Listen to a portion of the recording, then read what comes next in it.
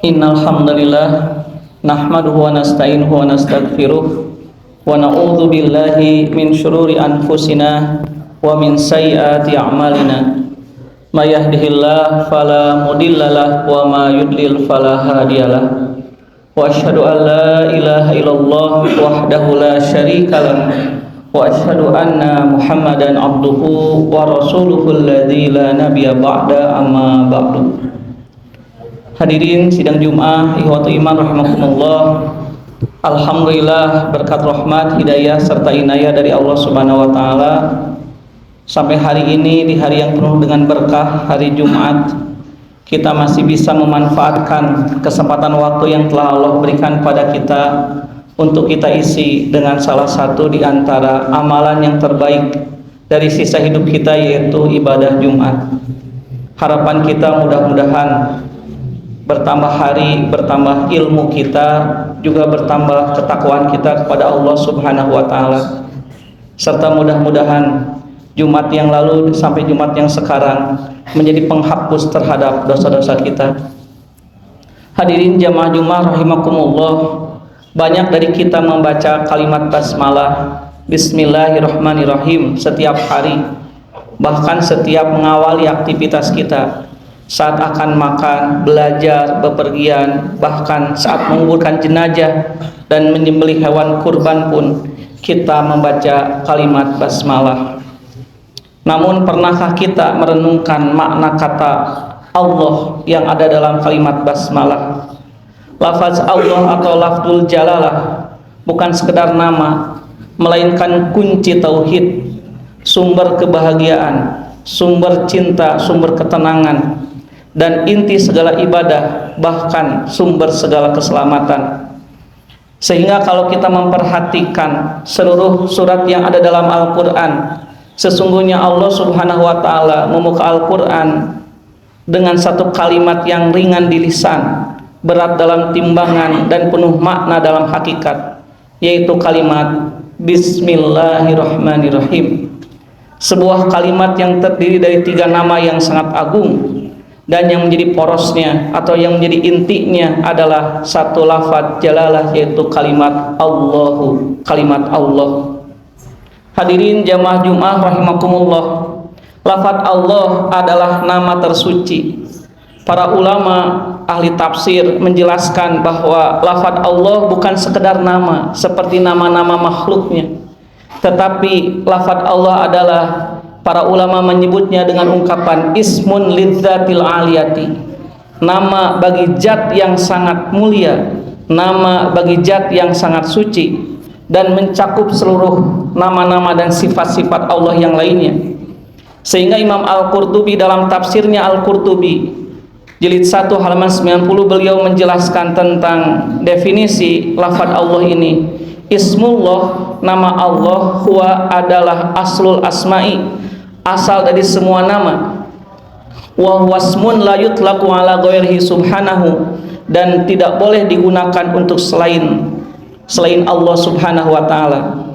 Bahkan Imam As-Sa'di dalam tafsirnya Taisir Al-Qur'anul Karim, beliau menyebutkan ismullah, nama Allah, yatadammanu jami'a sifatil kamali wal jalali wal azamati. Nama Allah itu adalah nama yang yatadammanu, mencakup jami'a, semua sifatil kamali, sifat-sifat kesempurnaan, wal jalali, dan kemuliaan, wal azamati, bahkan keagungan. Sehingga hadirin rahimakumullah, apabila kita berkata Allah, satu lafaz Allah kita katakan, maka apa yang kita ucapkan itu telah mencakup semua nama-namanya yang lain dan semua sifat-sifatnya. Jadi ketika kita mengatakan Allah, maka di situ mengandung makna Ar-Rahman, Ar-Rahim, Al-Malik, Al-Qudus, Al-Jabbar. 99 nama, bahkan semua nama Allah yang tidak kita ketahui, semuanya sudah ada dalam lafaz Allah. Ini saking luar biasanya, mencakup semua nama dan sifat-sifat Allah yang mulia. Beda kalau kita mengucapkan nama Allah yang lain, misalnya Ar-Rahman, maka ia hanya menggambarkan sifat Ar-Rahman Allah saja. Atau Al-Malik, maka ia hanya menggambarkan kemahapemilikan Allah saja. Tapi ketika kita mengatakan Allah, maka semua nama-nama Allah yang baik atau Asmaul Husna itu sudah ada dalam kalimat satu kata Allah. Di sisi lain, hadirin rahimakumullah, maka tidak ada satupun dapat dinamai Allah. Maka tidak ada selain Allah yang namanya Allah, baik secara hakikat maupun majazi. Sedangkan sifat-sifatnya yang lain secara umum dapat dikatakan bisa disandang oleh makhluknya. Makanya Imam Al-Qurtubi dalam tafsirnya Al-Qurtubi beliau menegaskan huwasmun la yutlaqu ala ghairi subhanahu, ialah nama lafaz Allah itu adalah nama yang tidak boleh digunakan untuk selainnya. Dalam tafsir At-Tabari, Imam At-Tabari beliau lebih lanjut menjelaskan Allahu lafaz Allah wa ilahul khalqi kullihim, adalah Tuhan seluruh makhluk, la yustahaqqu hadal ismu, yang tidak berhak menyandang nama ini ghairu selainnya, wala yajuju an yud'a ilalahu, dan tidak boleh diserukan dimohonkan kecuali hanya untuk Allah saja. Hadirin ikhwati rahimakumullah, makanya kalau kita dapat selain lafaz Allah, misalkan ada seorang yang namanya Ali dan dia itu begitu pengasih, kita bisa mengatakan dia Rahim. Atau ada Ahmad yang berpengetahuan, kita katakan Ahmad itu alim, orang yang pintar. Tapi untuk lafaz Allah maka tidak ada yang bisa. Sehingga secara tegas Zat yang Maha Esa inilah yang memberi nama untuk namanya dengan lafaz Allah. Di dalam Al-Quran surat Toha ayat 14, Allah subhanahu wa ta'ala berfirman, a'udzubillahi minasyaitonirrajim, innani anallahu la ilaha illa ana fa'budni. Innani, sesungguhnya aku ini menggunakan dalam bahasa Arab harfu nasbin wa taukid. Inna itu huruf nasab, huruf untuk membuat kata di depannya dibaca a dan bermakna sungguh, penguat, taukid. Sesungguhnya aku, anak, siapa saya, sampai ada 2 kali tersebut kata anaknya. Siapa? Allahu, namanya adalah Allah, la ilaha illa anna, tidak ada Tuhan kecuali aku, fa'budni, maka sembahlah aku. Hadirin ikhwati iman rahimakumullah. Kemudian secara bahasa dan istilah, maka para ulama dan pakar bahasa meneliti terkait lafaz Allah ini, apakah ia mempunyai akar kata atau dalam bahasa disebut mustaq, atau tidak memiliki akar kata atau namanya jamid.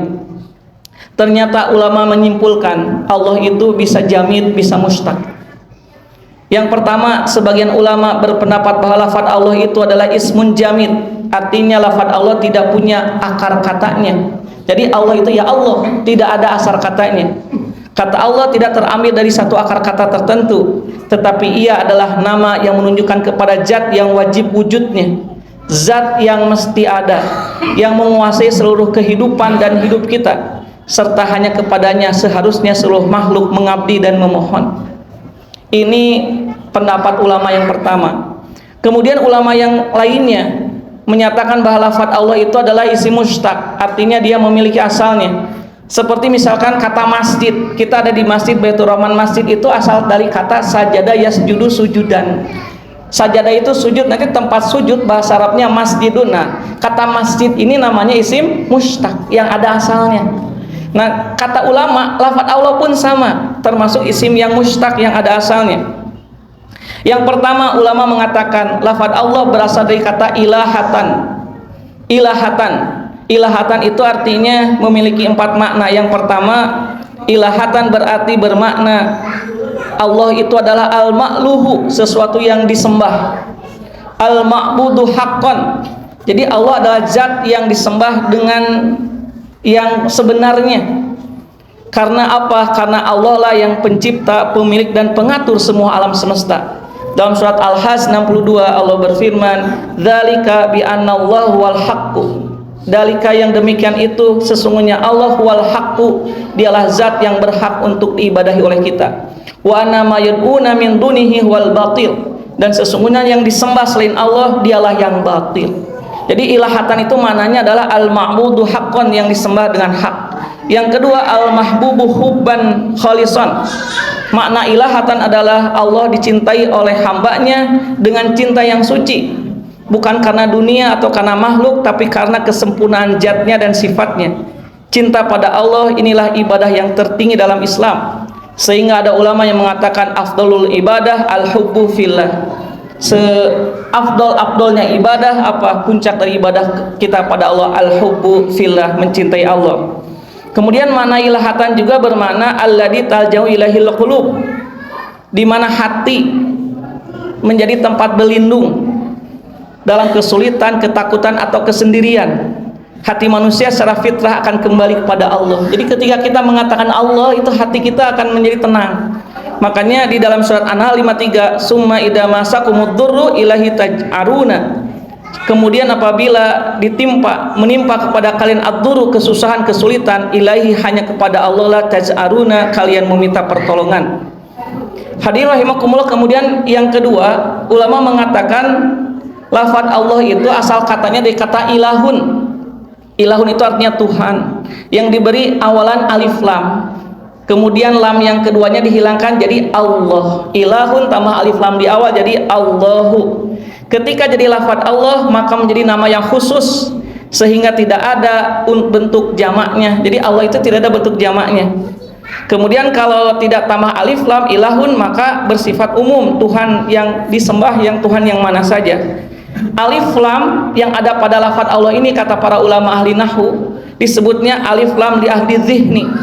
Alif lam li ahli dzihni itu artinya alif lam yang menunjukkan sesuatu itu sudah dikenal dalam benak kita. Jadi ketika kita mengatakan Allah, yang dimaksud adalah Tuhan yang mesti kita sembah, yang menciptakan alam semesta beserta isinya. Kemudian ulama yang lain mengatakan lafaz Allah asalnya dari alaha. Alaha itu artinya mengherankan. Kenapa Allah disebut Allah dari kata alaha? Karena segala perbuatan dan ciptaannya itu menakjubkan, sangat mempesona, tidak ada sesuatu pun yang sia-sia. Inilah kenapa Allah disebut Allah. Bahkan disebut mengherankan, karena kalau kita memikirkan tentang hakikat Allah sangat mengherankan, tidak terjangkau oleh akal pikiran kita. Makanya ada sebuah keterangan, tafakkaru fi khalqillah wala tafakkaru fi datillah. Berpikirlah kalian tentang ciptaan Allah, tapi jangan pernah berpikir tentang hakikat Allah, fatahliku, karena itu tidak akan bisa kamu capai. Hadirin, kemudian yang keempat, ada ulama yang mengatakan Allah itu asal katanya dari aliha. Kalau tadi alaha, sekarang dari kata aliha ya'lahu, artinya tenang. Kenapa? Karena hati menjadi tenang ketika kita menyebut nama Allah.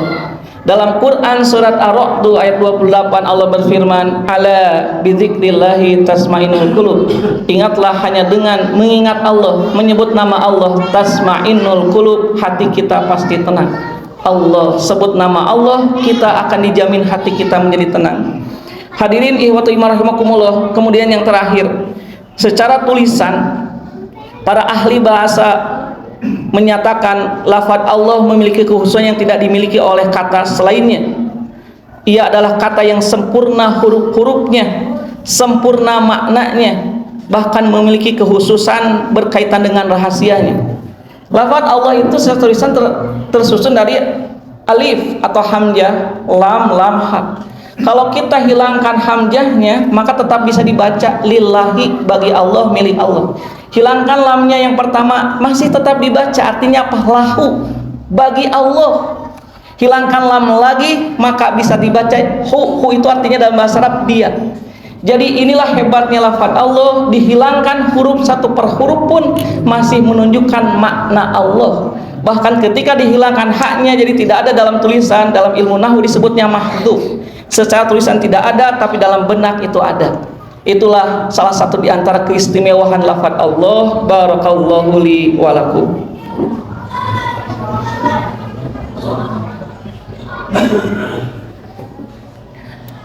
Alhamdulillahilladzi hadana li hada wa ma kunna linahtadiya laula an hadana Allah. Wa asyhadu an la ilaha illallah wahdahu la syarikalah wa asyhadu anna Muhammadan abduhu wa rasuluhu alladzi la nabiyya ba'da amma ba'du. Hadirin jamaah Jumat rahimakumullah, maka lafaz Allah adalah lafaz yang sangat mulia. Kenapa? Pembersih jiwa dan penenang hati. Jika kita menyebut lafaz Allah atau lafzul jalalah ini, apa jaminannya? Pasti hati kita akan tenang. Dalam Al-Quran surat Ar-Ra'd Allah subhanahu wa ta'ala berfirman, a'udzubillahi minasyaitonirrajim, alladzina amanu orang-orang yang beriman itu siapa? Wa tasma'innu qulubuhum bidzikrillah, adalah orang-orang yang hati mereka akan tenang ketika menyebut lafaz Allah atau berzikir. Ala, perhatikanlah, ingatlah. Ini disebutnya dalam bahasa Arab harfu tanbih, agar kita benar-benar menaruh perhatian yang sangat tinggi kepada apa? Bidzikrillahi, bahwa dengan zikir pada Allah, dengan menyebut Allah, tasmainnul qulub, pasti hati kita akan tenang. Hadirin rahimakumullah, dan zikir yang paling tinggi adalah menyebut nama Allah, karena dalam satu kata yaitu lafaz Allah terkandung 3 macam tauhid. Jadi ketika kita menyebut Allah itu ada 3 tauhid yang kita sebut. Yang pertama tauhid rububiyah, maksudnya Allah lah adalah Rabb, pencipta dan pengatur alam semesta beserta isinya. Yang kedua tauhid uluhiyah, Allah lah satu-satunya zat yang berhak untuk diibadahi oleh kita.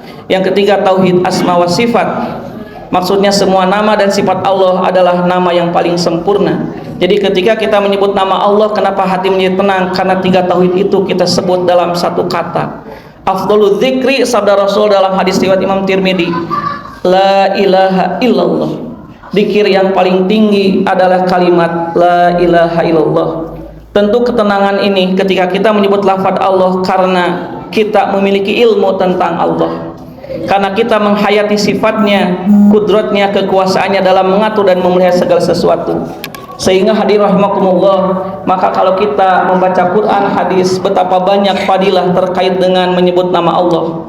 Salah satu diantaranya hadis riwayat Imam Tirmidzi nomor hadis 3377. Rasulullah SAW beliau bersabda, ala, perhatikanlah, unabbiukum bi khairil a'malikum, aku akan memberitahukan kepada kalian bi khairi a'malikum, dengan amal yang paling baik, wa azkaha inda malikikum, dan amal ini paling suci di hadapan Allah Subhanahu wa taala, wa arfa'iha fi darajatikum, dan kalau kalian melakukan amal ini, maka derajat-derajat kalian baik dunia ataupun nanti di akhirat akan Allah tinggikan setinggi-tingginya.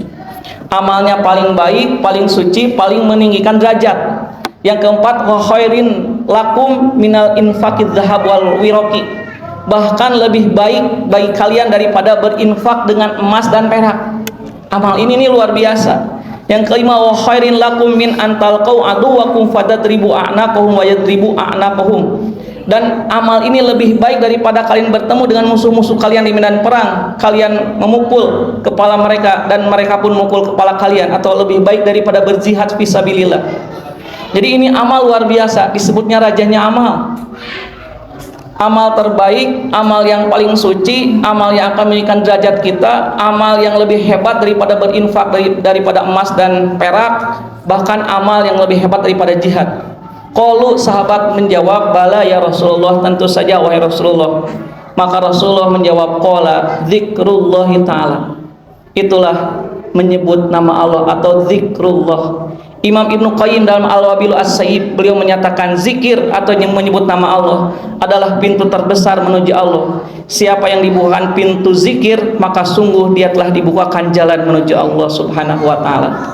Hadirin ihwatu iman rahimakumullah, mudah-mudahan dengan apa yang tadi disampaikan terkait tadabbur lafaz Allah dalam basmalah, ketika kita menyebut nama Allah baik dalam basmalah maupun dalam zikir-zikir atau dalam kalimat thayyibah, semakin merasakan keagungan terhadap zat Allah. Aqulu qouli hada wa astaghfirullaha li wa lakum.